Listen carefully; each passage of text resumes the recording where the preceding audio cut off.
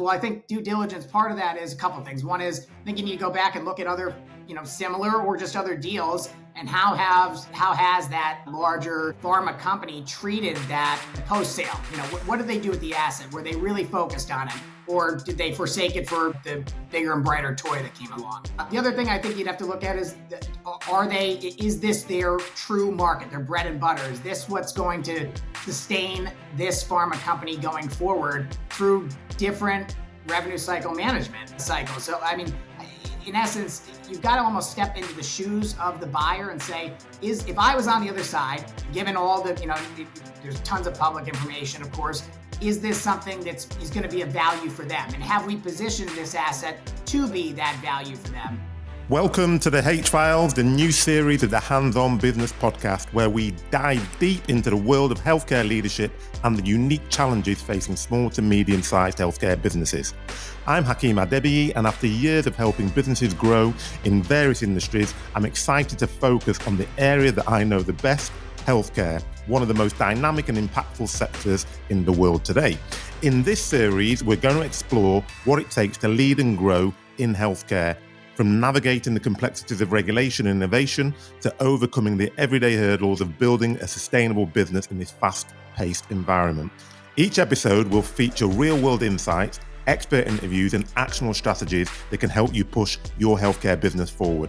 So whether you're a leader in the space or an entrepreneur ready to break into it, the H-Files is here to give you the edge. So I've been watching with interest recently the wave of acquisitions that have occurred in the biotech sector, particularly as larger companies are now seeking to innovate and find innovative ways to stay competitive. Just in the last 12 months, there have been quite a few notable ones. Bristol-Myers Squibb acquired Karuna Therapeutics. Vertex Pharmaceuticals, I believe, acquired Alpine Immune Sciences, and then Merck have acquired a couple. I think they acquired Prometheus Biosciences and Modified Biosciences. And if you add all that together, if I'm not incorrect, it comes up to about 22 billion. So there's obviously a lot of money flowing through biosciences at the moment from companies acquiring them. And I've been watching that with interest because when I'm talking to startups, they're often asking me and talking about the fact that they want to be acquired in 3 to 5 years. That's the standard thing that people say to me. So the concept of building a biotech for sale has never been timelier. So our guest, Taggart brings a wealth of expertise in this space. He's got credentials that include being a CPA, having an MBA and JD. Not sure actually where he gets time to do any work on top of all qualifying for all those things. But Taggart, we'll be calling him Tag through this episode, has honed his a unique approach to operational excellence that can turn a biotech into an irresistible acquisition target. And that's what we're obviously going to be talking about today. So we'll be exploring obviously his insights on setting up a company for acquisition without sacrificing quality and keeping the business on a growth trajectory. So today's episode, we're going to be talking about biotechs built for sale and focusing on operational excellence. So welcome to the show, Tag. Thank you very much for having me, Hakeem.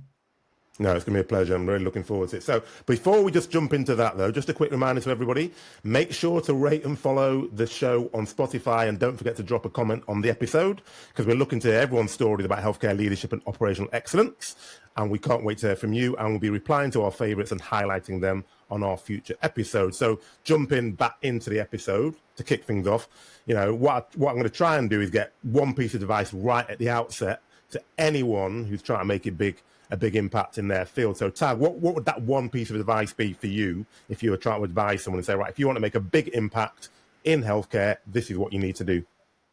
Sure. Thanks for the question. And I'll steal it from Denzel Washington. He has a great line: without commitment, you will never start. But more importantly, without consistency, you will never finish. And while this is undeniably true, consistency can be a little tricky. Greatness comes in stages, and it's almost never linear. So I think both are almost always accompanied by sacrifice and a healthy dose of pain. So knowing that going in is key. But I really do think that it starts with commitment, ends with consistency, and along the way, you've really got to understand that it's not all rainbows and butterflies. Thank you very much. So I like that commitment and consistency. commitment you need it to start, consistency you need to finish, and keep going. So that brings us quite nicely, I think, into the operational strategies. Now, when we were talking about what we wanted to discuss on the episode, we were talking about biotech startups and how we can take those into sale. And you focused in on operational excellence and operational strategy. So my first question would be, why is that, to your mind, such a key part of success if a biotech wants to exit in several years' time? So before we get to strategy, biotechs need to formulate and understand the mission. Yeah. For instance, if the mission's to operate privately over the long term, IPO, license assets, or sell the company, there's got to be some exit in mind. It can't just be an amorphous exit. Once the mission is known, executives can then identify the strategies that are prioritized and the ones that are preferences. Strategy may be to in-license assets from other players, experiencing strategic shifts perhaps, or even budgetary constraints. This is a great way to jumpstart early stage companies with more advanced assets. The real advice comes down to tactics. That would be a subset of strategy, I would say. And regardless of whether a biotech strategy is focused on broader discovery platforms or asset product bets, some key tactics that I think drive strategic missions include such things as securing a strong initial network or partnerships to cultivate pools of capital, gaining and retaining exceptional human capital, noting that, in my opinion, exposure, not time, is what really fuels experience. There's a different definition for experience now than maybe perhaps has been over the course of time. Another, establish a squad of trusted business advisors. These include lawyers, bankers, accountants, specialized investors, and really top-tier vendors. And they're going to help management set clear timelines and attainable, realistic goals that are really the benchmarks for successful exits. I think one final thing that I'd include here is to really formalize judicious practices related to time, which is always scarce, and capital, which can be often costly, in order to de-risk the science. And then focusing on the innovative assets with extensive patent estates, because as we all know, exclusivity is key in the life sciences, med tech, biopharma, et cetera. Thank you very much. And I just want to pick up on a couple of things. So number one, you said exposure, not time, equals experience, which I wholeheartedly agree with, because there's lots of people who've got 10 years of experience, but actually, all right, they've been in a job for 10 years, but they've got basically 1 year of experience and they've timed it by 10. They've not really moved forward since the beginning, where you've got someone who maybe has been in it for 2 years, but has got actually 2 years of in-depth experience, and may actually, when you start looking at what they've done in that short period of time, it may be worth someone else's 5 or 10 years. So I'm really, that really resonates with me. And then the other thing that you talked about was business advisors, and I just want to pick up on that, business advisors. So is that, in your mind, kind of creating almost like a virtual board or something of that nature? Because I've noticed that when I've spoken to lots of startups, they do get advisors, but I wouldn't describe them as trusted advisors. They're getting lots of advice on the same thing from loads of different people, and they're getting very confused because they're one person saying this is a class 1, another person saying, well, actually that's a class 1A, and they haven't got a clue where they're going, and they just meet themselves coming back with what's your advice on how you would get those trusted advisors, and then how you put them together so it actually accelerates your business? Yeah, I mean, so without question, I think that the group of trusted advisors, and I say trusted because not all advisors can be trusted, right? Or you shouldn't rely on just anyone. But more importantly, you can't, to your point, you can't crowdsource opinions, because ultimately you will start to, your management needs to, they need to have a strategy and they need to understand the tactics necessary to execute on that strategy. But if you're out there and you're taking everyone's opinion, and all of a sudden corporate strategy can get hijacked. So you identifying those, again, trusted business advisors from the outset that not only have experience in the field, but that you have a level of confidence in the fact that they're going to be providing you relevant advice and really counsel along your pathway without trying to hijack your corporate mission. And that's really key. And so I think that from the outset, vetting those business advisors in those pools that I mentioned, lawyers, accountants, vendors, et cetera, those are all pieces to this puzzle. And, quite frankly, if you choose wisely, you'll be in a really sweet spot to, eventually reach success. But, if you go out and you just think, oh, I just need any lawyer, any accountant, there's inevitably going to be some issues down the line. And just the last one on this particular area, because I think it's an important area, are those things that people should just accept they need to pay for and budget those in? Or should they be looking for freebies? Because I've noticed a lot of, especially startups, because they haven't got huge amounts of money, they're always looking for, how can I get advice without paying for it? Sure. No, that's a really great question. And I'm not trying to grade your question, but it is really good because, in my personal career, I come in and I'm kind of everything to everyone, and you can't actually do that. But what I'm saying is that, you put me in one seat and I can take certain things all the way through from a legal perspective, operational, financial, et cetera, to the point where you do go out then to your lawyers, bankers, accountants, et cetera. So to answer your question in short, yes, you need those trusted business advisors. You cannot do it alone. I know that there's a lot of management teams that like to start and say, no, we don't have the money, we won't pay for it. But I think that it's more of when do we hand the baton off, right? How much of this race can we run until we need the subject matter expertise to really refine our thinking or, whatever the goal is to accomplish at that time. And so I think it's key to have people, your management team, and to the point that you said about experience, I think that it's almost imperative to have people that have been out there with the right experience, meaning exposure, over a long period of time. But I think that if you get some fiery, driven talent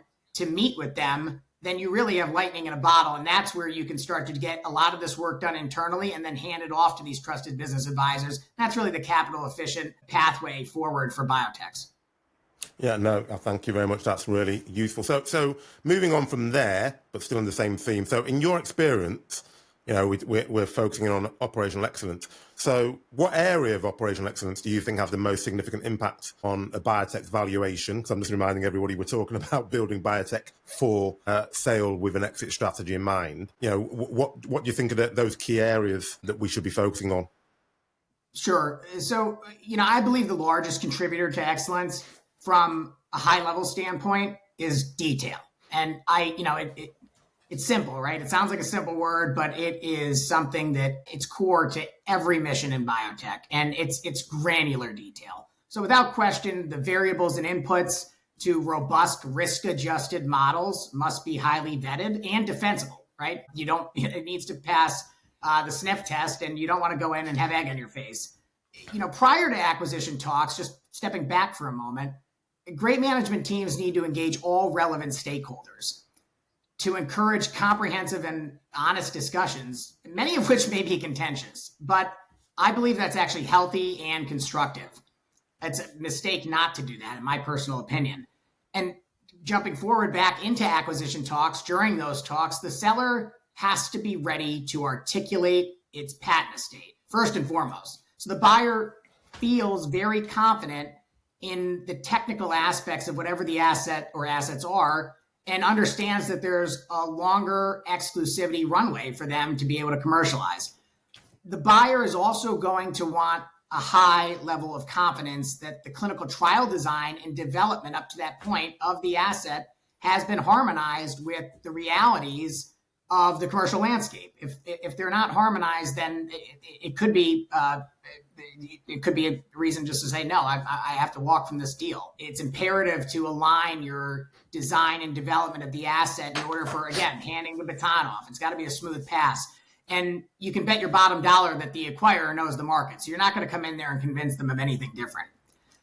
The seller also needs to perform disciplined due diligence on the potential acquirer. I think sometimes everybody gets so excited, no matter what the size of the company is, they think, great, we're going to sell. But that's, it's not just, hey, we have a potential buyer. It's what type of buyer are we selling to? For instance, do they have a fortified balance sheet? What are their goals and objectives? And will they prioritize your asset? Especially if there's contingent value rights involved in the deal and to back in the deal, if that's the structure, you're going to want to be sure that they are really pushing your asset, what you're selling to them, in order to obtain the full economic value of what you've put arguably a ton of time and effort into. And last, but I can't stress this enough, certainly, but not least, the seller cannot overlook the tax consequences to investors associated with the legal structure of the deal. It's just simply imperative for both lawyers and accountants to be in the room, CPAs and lawyers to be in the room. They have to be in sync, and they need to be in sync regarding the economics and the proper legal language surrounding the deal. And just on that, because I think that's the thing about the sellers is, I think, a really important point, because as you said, everyone gets very excited. They're going to sell. The mind's already on the beach with the boat and everything that they're going to get, that they're going to buy once they've sold. So just delving a bit deeper into that due diligence. So what would your advice be in terms of those negotiations? Because sometimes, well, a lot of the time, it's a tiny company, isn't it, being bought by a much bigger company with lots more lawyers, lots more regulatory people, lots more money. And the seller thinks, oh, well, I can't really do much in terms of finding more out about the seller. So what would your advice be in terms of, number one, how do they find out more about the potential buyer? And number two, how do they negotiate things, as you just discussed there, about what resource is the buyer going to put into it? How secure is my earnout? You know, should I have an earnout? Yeah, the buyer wants me to have an earnout for 5 years, which always is a red flag, and I only want to work for another year with the company. How do you manage that? Because it's like David and Goliath, isn't it? A lot of the time. 100%. Somebody actually mentioned that it's more like the small biotech is like a pimple on the elephant's butt. And I have to agree with that. But it doesn't mean that it's not a very valuable pimple. So to answer your question, one, you need to understand what level you're talking to. If you're talking to the Goliath organization, what level are you speaking with? I mean, are you really up the chain, or are you talking with perhaps mid-level business development folks? Can you trust what they're saying? I mean, that this is going to be something that they're going to steward your asset forward. What does that then mean for the biotech as far as, earn-out periods, and how do you know that they're telling the truth? Well, I think due diligence, part of that is a couple of things. One is, I think you need to go back and look at other, similar or just other deals, and how has that larger pharma company treated that post-sale? What did they do with the asset? Were they really focused on it, or did they forsake it for the bigger and brighter toy that came along? The other thing I think you'd have to look at is, is this their true market, their bread and butter? Is this what's going to sustain this pharma company going forward through different revenue cycle management cycles? So, I mean, in essence, you've got to almost step into the shoes of the buyer and say, if I was on the other side, given all the, there's tons of public information, of course, is this something is going to be a value for them? And have we positioned this asset to be that value for them? And if the answer to any of those questions is no, or we're not quite sure, given that, perhaps hopefully it's a competitive process, I think you'd really want to make sure that, you don't just take anybody to the dance, right? You want to ask somebody very specific, and if you can be choosy, then certainly that's going to be the best outcome for your investors. Yeah, no, I think that's really sound advice, and I think it's something that people need to reflect upon.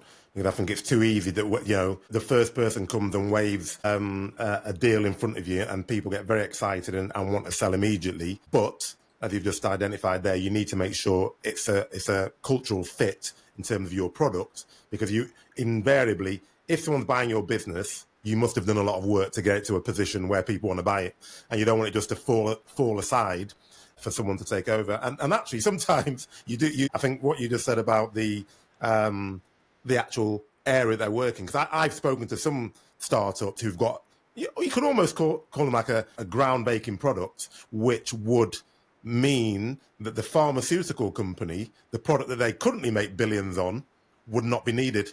So sometimes those pharmaceutical companies are thinking, well, I'll buy you and I'm just going to put it on the shelf because I don't want you jeopardizing my bigger part of the business. And you have to be aware of that, because you could sell it and then in 5 years' time, the product is dead. Yeah, absolutely. There's plenty of tactics where you'd say, hey, I'm going to take away anything that's going to cannibalize my existing sales. And that means that, I'm sure that I think you'd also want to look for, are they back-ending the deal? How much are they back-ending it? Am I getting the at least the, investors' capital back up front? And those are certainly key considerations. Yeah, no, I'm always very nervous when someone back-ends the deal to like 3 and 5 years, you'll get in it. You're thinking, right, so I've sold you now the product. Well, in a year's time, I have absolutely no influence on what happens with that product. So let's say, for example, you pay me £1 million and the earn-out goes up to like 50 million. Then the chance of you getting that 50 million are very limited, which then means the buying company has just got a very cheap asset, because you've got very excited, you've got £1 million up front, and you just keep dreaming about the 50 million, and you're never going to get there, because in 5 years' time, that pharma company would have bought however many other products. Your product will be somewhere else, and you as a collective of that team who were part of that earn-out strategy are not going to have any influence in 5 years' time on what that product is doing.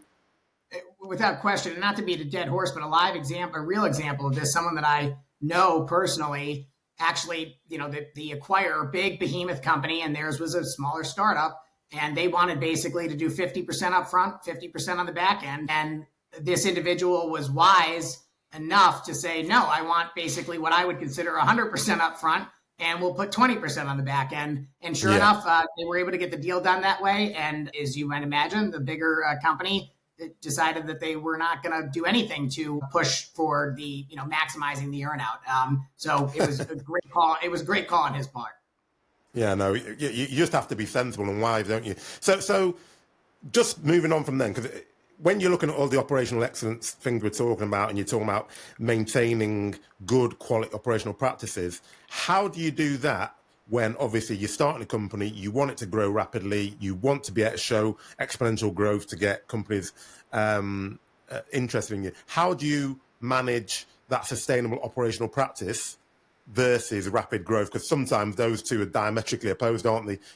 Sometimes growing rapidly means that you don't do everything that you should be doing in the right way. How do you make sure that you maintain the two things?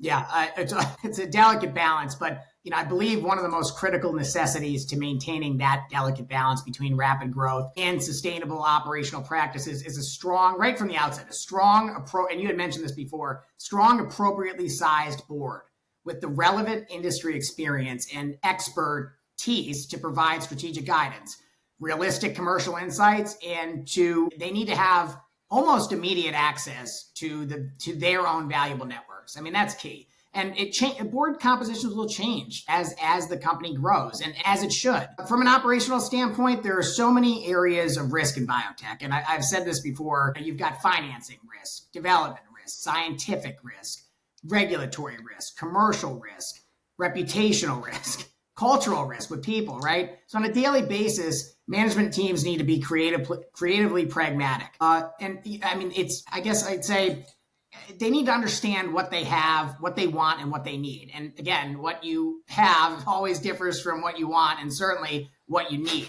to get across the finish line, and how you deliver for patients and investors. It's a delicate dance, and management needs to avoid being overly aggressive and messaging ahead of reasonable timelines or setting rosy expectations.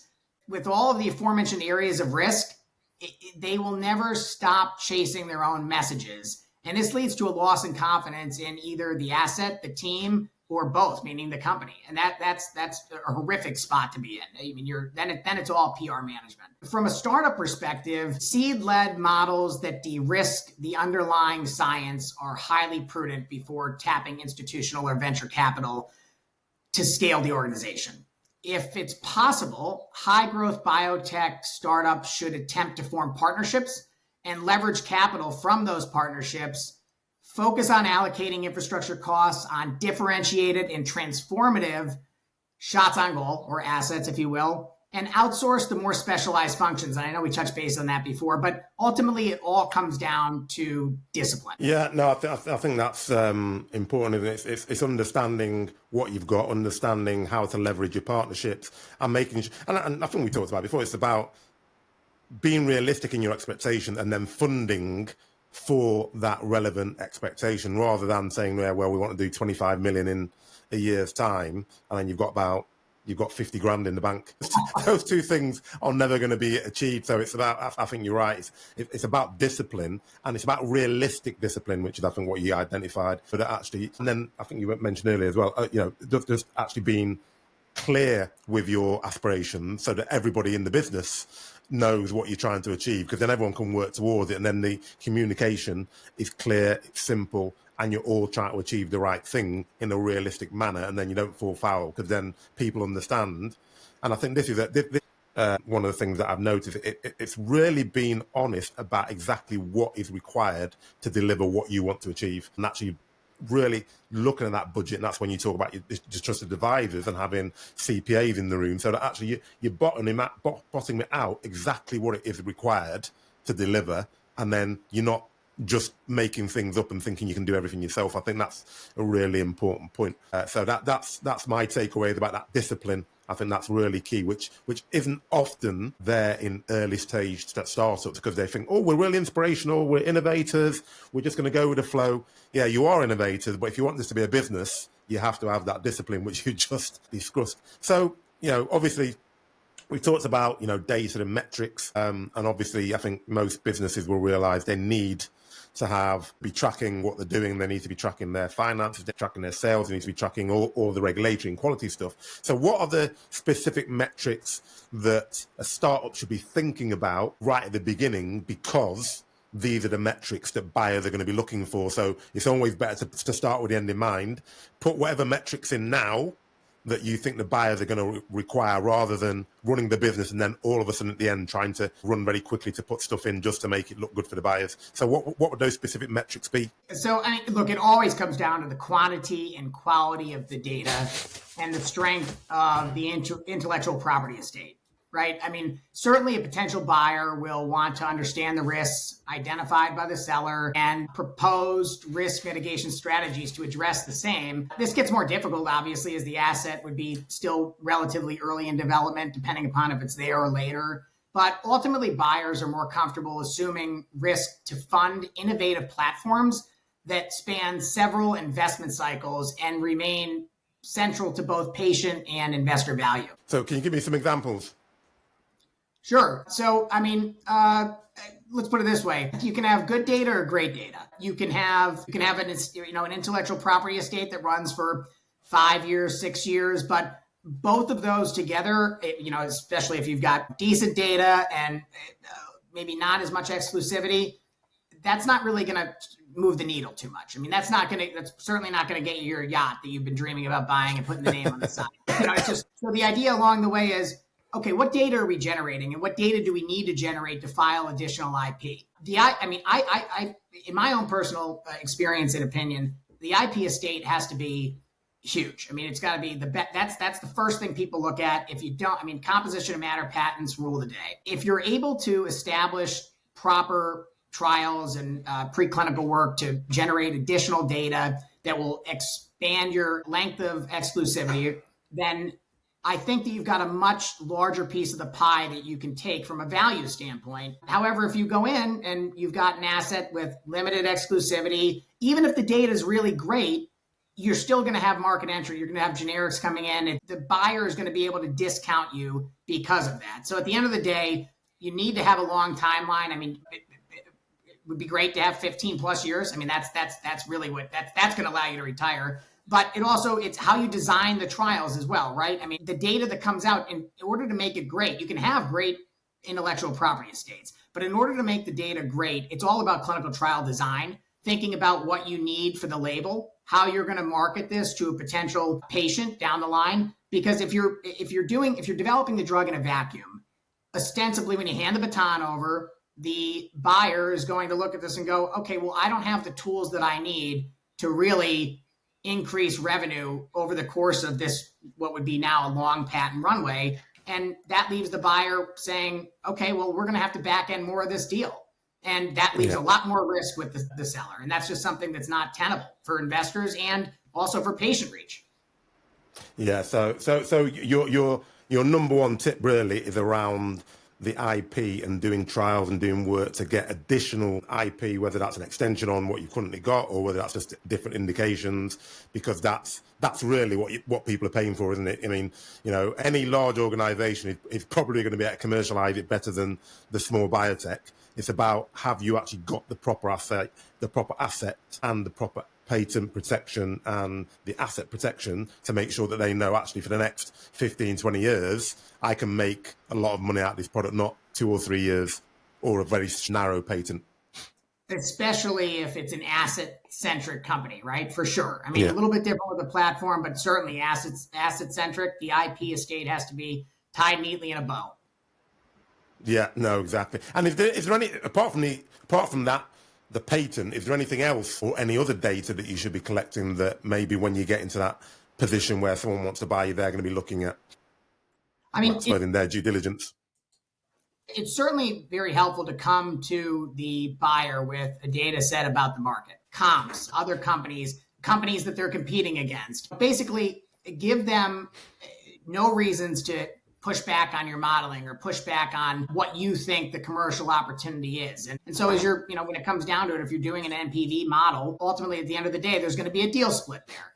And you can, let's say somewhere it could be between, if it's a licensing deal, maybe 30%, you could get up to 60%, depending upon the opportunity. Those can be really big dollars. So what you want to do is you want to come in and, you almost want to, of course, the big pharma company is going to do their own modeling. They're going to know their data. They're going to know their competitors. But I think leading the horse to water is a beautiful thing, because you're teeing it up so that you're getting them to say yes. And you want to get them excited about the asset as well, and show how it's differentiated from the other assets in the market and what they can do to really launch that asset and get everyone excited about it, and how they can take market share from many of their competitors.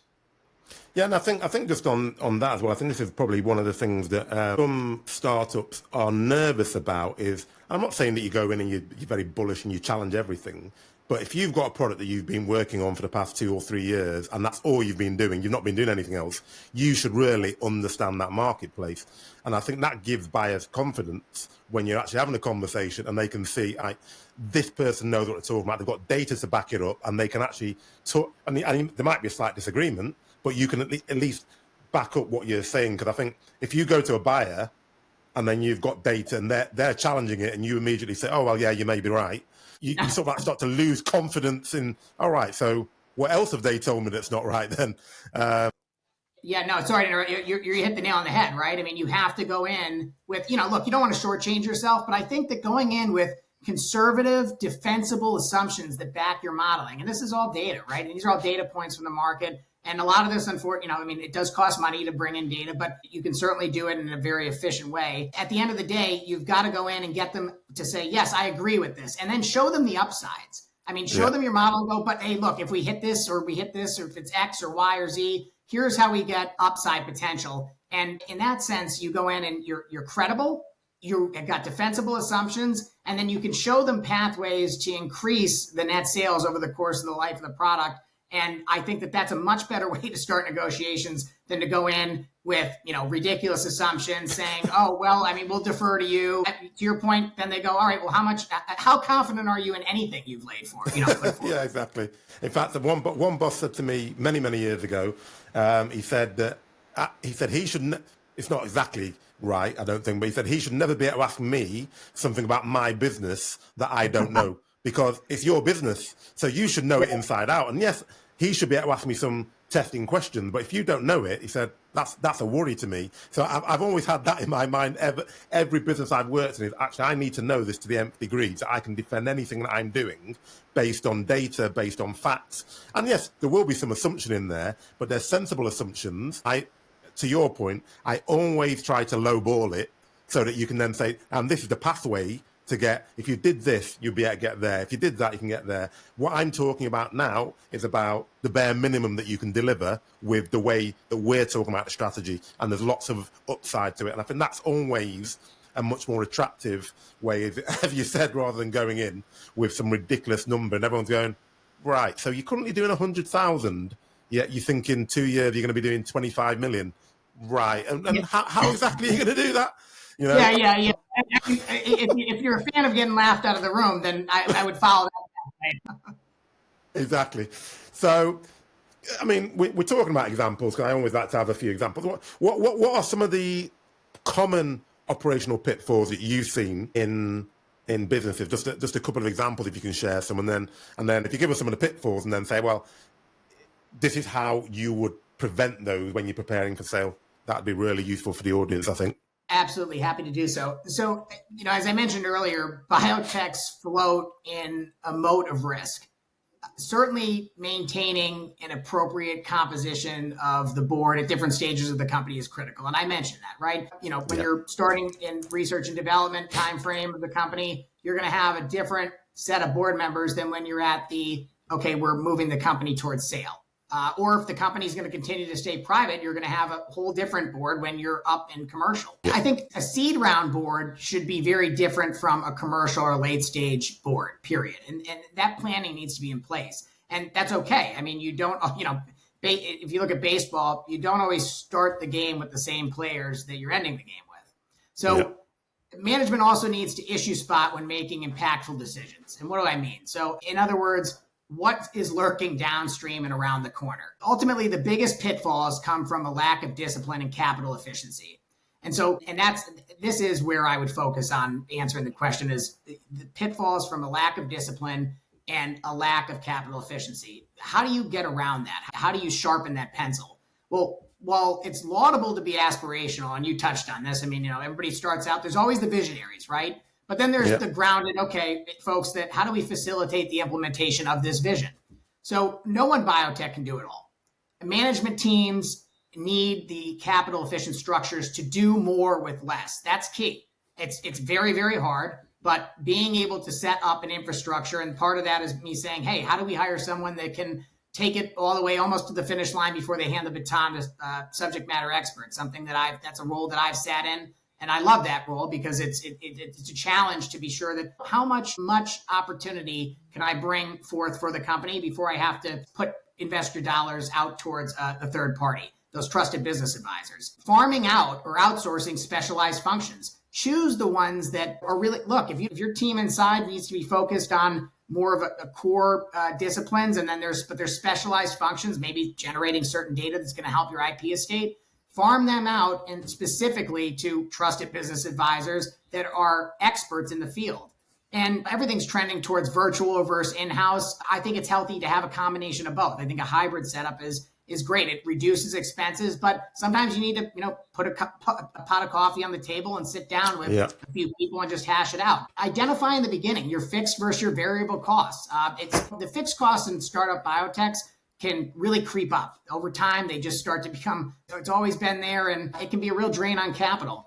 And ultimately, you need to carefully allocate capital and prioritize strategic partnerships. This is absolutely key to staving off unnecessary dilution and really messy cap tables. The worst thing when you're going towards sale is to have, flubbed on allocating your capital in such an efficient manner that you've had to take expensive money in. Perhaps there's down rounds. You've had to issue warrants, additional equity-linked securities in order to get the ball across the goal line. But you've got all this overhang, and it becomes a huge, it really becomes a nightmare when you're going for the sale. You've done all this hard work, but it's not just about getting to the finish line. It's getting there looking good, relatively on time, and with the ability to turn around to your shareholders and go, hey, let's do this again.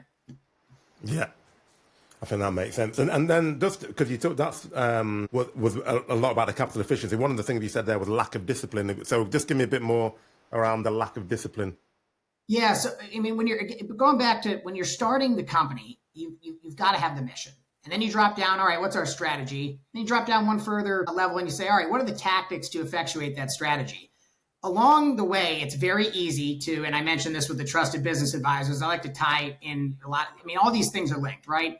You've got people weighing in and saying, no, you need to get a commercial product in now as opposed to continuing your efforts in R&D. And that's going to make you more attractive or de-risk, the investment, et cetera. A lot of these, I mean, look, I believe that everyone's trying to be helpful, but it behoove management teams to wonder who am I talking to and what is their motivation? And that goes into hijacking the corporate mission. Along the way, everybody likes to exit within 3 to 5 years. So that's certainly a goal, right? You get into your 7th, 8th, 9th, 10th year, all of a sudden everything starts to become a little more vague. Perhaps you've had, models built by committee, and then you've also had, board members come and go, and maybe you've had management changeover. If you do not stay true to look, you've got to be malleable, but you need to stay true to the mission. And every decision you make needs to be based on, look, this was the overall mission. It doesn't mean that you don't pivot or that you might change a value prop along the way, right?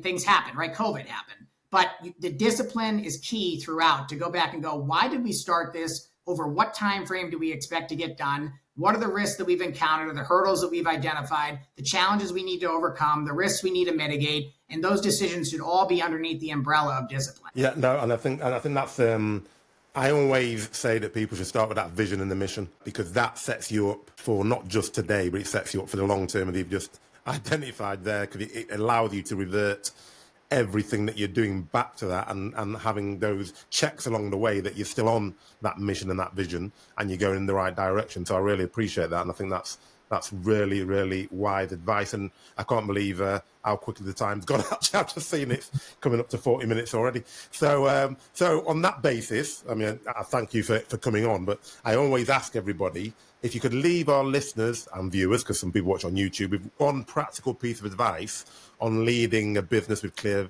values and vision, what would that advice be? Sure. And thank you very much for having me on, Hakeem. This has been great. I mean, very thoughtful questions. I personally don't believe being tough and smart are inconsistent with being kind and thoughtful. And what do I mean? I would encourage executives to not overlook the incredible value in including their expert team members in key discussions. Encouraging the team to challenge assumptions, provide their insight to major corporate decisions. Not only will the team feel more empowered and loyal to the mission, but management will be rewarded with knowledge of their blind spots before they end up hitting the brick wall themselves. And that will allow them to be able to adjust their strategy and mitigate the risk as they move forward, according to what the feedback from their team is. Yeah, no, I think that's really good advice. And I like, being tough and smart doesn't mean you can't be kind and thoughtful. I think that's, I think people probably in the past, and I don't know if it's creeping back in, but people think to be a leader, you have to be tough and smart. And if you just do those two things, then you're fine. But I think kind and thoughtful can take you a long way, and actually involving your team when you've got a vision and you've got a mission, because you're never going to do anything on your own, are you? You need people around you that are going to help you and elevate you. And as you said, identify your blind spots, because none of us know everything. So I think that's a perfect place on which to finish. Taggart McGaurin, I really appreciate you coming on. And I don't say it to everybody, but I say it to a couple of people. But I will be definitely getting you back on, because there's some other topics that we've got there that we could really dig deep into. And I'd love to get you back on just to actually look at some case studies or look at specific areas that we can get into more detail on. So I really appreciate it. It'd be a real pleasure. Thank you so much, Hakeem. Thanks, Tag. So thank you very much, Taggart McGaurin, for that. I think it's a really important topic to discuss, that lots of healthcare companies, when they set up, they have a view that they're going to build them and then sell them at some point. So actually having that step-by-step approach and looking at what operational excellence looks like to ensure that you can deliver that is really important. And the one thing that really jumped out in my mind from the whole session was that kind leadership enhances strategy. And as Tag said, being tough and smart doesn't mean you can't be kind and thoughtful. And don't forget to pick up the show notes over at thesalesaccelerationformula.com/podcast-show-notes. You'll also find an option to subscribe to our mailing list so that you can get notes for every single episode straight to your inbox. While you're at it, don't forget to tune in to next week's episode of my new 5 in 5 series, where I share 5 actionable takeaways in just 5 minutes from this episode, which will help you supercharge your business growth. Don't forget to subscribe, like, and share this podcast with your friends, colleagues, and anyone else who might find it valuable. Most importantly, keep the feedback coming so we can keep improving and bringing you more of what you love. Thank you very much for tuning in. And remember, keep listening, keep growing, and keep thriving.